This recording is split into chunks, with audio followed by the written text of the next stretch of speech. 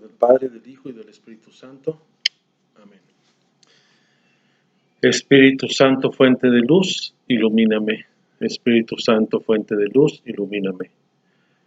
Espíritu Santo, fuente de luz, ilumíname. En el nombre del Padre, del Hijo y del Espíritu Santo. Amén. Buena tarde a todos. Hoy quiero compartir una pequeña reflexión. Con respecto a los hermanos separados, y que sepan ustedes dónde radica el error de los protestantes o hermanos separados. ¿Dónde radica? Vamos a hacer una pequeña reseña, hacer un poco de historia. ¿Quién fue en el sentido muy en particular Casiodoro de Reina? Casiodoro de Reina fue un monje de la orden de San Jerónimo, ¿sí? Él fue Casiodoro de Reina. Cuando nació la Biblia del Oso, ¿sí? Esta obra se concluyó en 1569, fue obra de Casiodoro de Reina, un monje católico, ¿sí? Posteriormente, este monje se fue a Ginebra, Suiza, conoció a Cipriano Valera. Por eso la Biblia de los protestantes es Reina Valera, ¿sí? Ese es el fundamento, hablando de la Biblia de los protestantes, que cuando nació la obra de Casiodoro de Reina, que fue en 1569, Casiodoro de Reina fue escritor, traductor, teólogo, y fue el que hizo esa obra de la Biblia del Oso, una Biblia traducida al español en 1569. Posteriormente, él conoció a Cipriano Valera, por eso Casiodoro de Reina y Cipriano Valera, los dos apellidos forman la Biblia Reina Valera.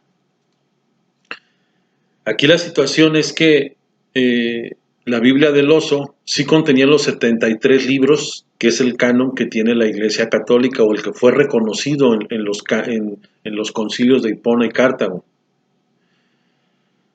Al morir Casiodoro de Reina, Cipriano de Valera se fusila la obra de Casiodoro de Reina. En 1602 nace la primera Biblia ya protestante, ¿sí? Porque la Biblia del Oso,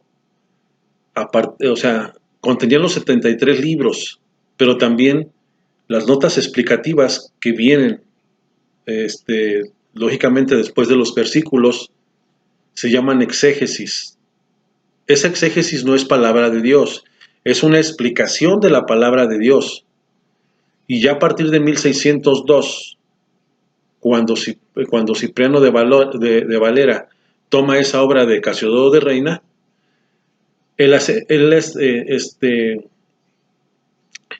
ya queda con los 66 libros, aunque hasta 1830 o 35 la Sociedad de Bíblicas Unidas fue la que quitó esos 7 libros, pero yo hago hincapié en este sentido.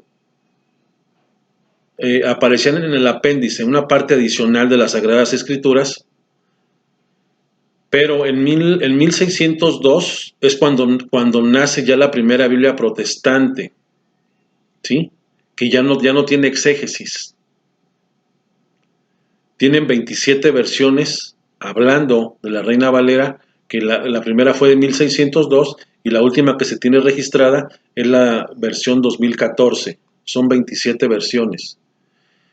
Entonces aquí se cumple una profecía de Martín Lutero, una de tantas de sus escritos, que dice que tú le puedes dar la interpretación que tú quieras a las Sagradas Escrituras. Tan así es que se cumplió, que si tú puedes conseguirte una Biblia Reina Valera de la versión que quieras, no tiene exégesis. He ahí donde radica el motivo principal de los protestantes. Por eso hay tanta tanta ramificación de cristianos, porque para lo que unos creen, otros rechazan. Ese es el problema principal, medular, en los hermanos separados. Ese es el problema. Por eso hay tanta secta, por eso hay tanta división. Vamos a dar lectura a segunda de Pedro 1:20 segunda de Pedro 1:20 y segunda de Pedro 3:16, para que sepamos por qué no podemos darle la interpretación que tú quieras, como a ti se te antoje. No es así. No es así.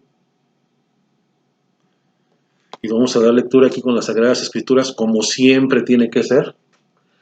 Segunda de Pedro 1:20 dice así: sépanlo bien, ninguna profecía de la Escritura puede ser interpretada por cuenta propia, pues ninguna profecía ha venido por iniciativa humana, sino que los hombres de Dios han hablado movidos por el Espíritu Santo.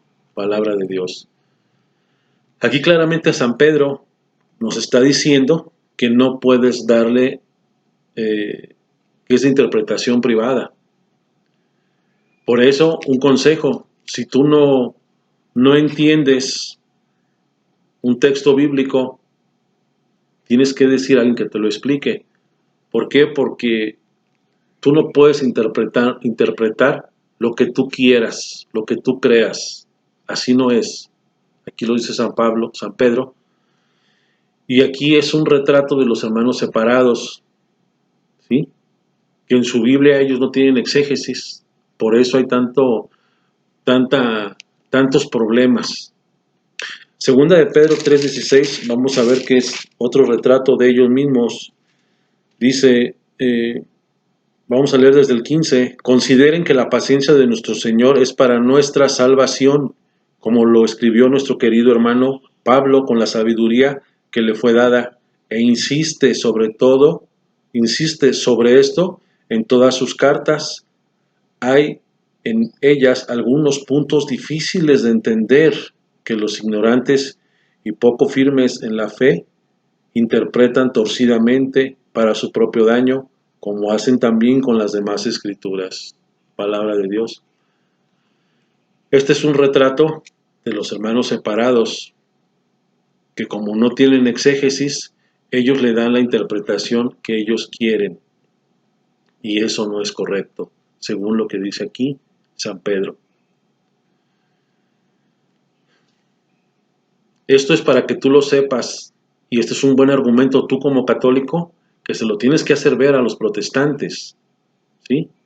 Porque para ellos es muy fácil.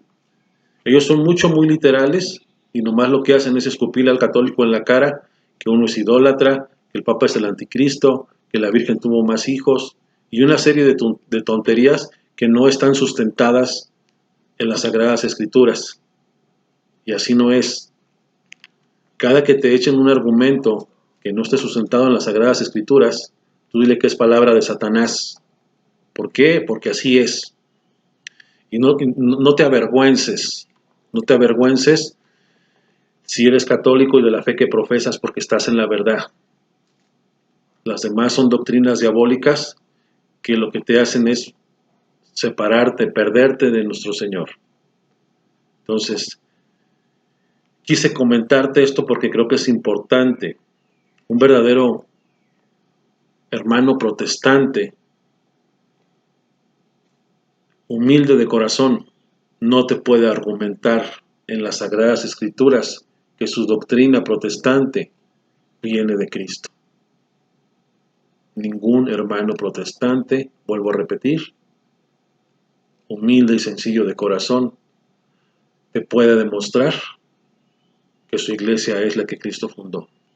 Quise nada más comentarte esto de una manera general, pero que lo que acabo de decir está en las Sagradas Escrituras y es palabra de Dios, como un argumento, como una defensa que tú tienes que tener y que debes saber, pero también que debes tú de defender sin miedo, sin que te dé vergüenza, que seas católico, que defiendas lo más importante que tienes, que es la fe. No es la casa o el carro lo que te va a salvar, sino la fe en nuestro Señor Jesucristo es lo que te va a salvar, esforzándote, siendo congruente y coherente en lo que dices y en lo que haces, comprometiéndote cada día con nuestro Señor, con tus hermanos, con el prójimo, no con lo que posees. Son dos cosas muy apartes. El poder aquí en el mundo lo que va a hacer es perderte. Defiende la fe. Que exista también en ti ese celo apostólico de defender la fe, porque es lo más importante que tenemos y que nunca debemos de perder de vista.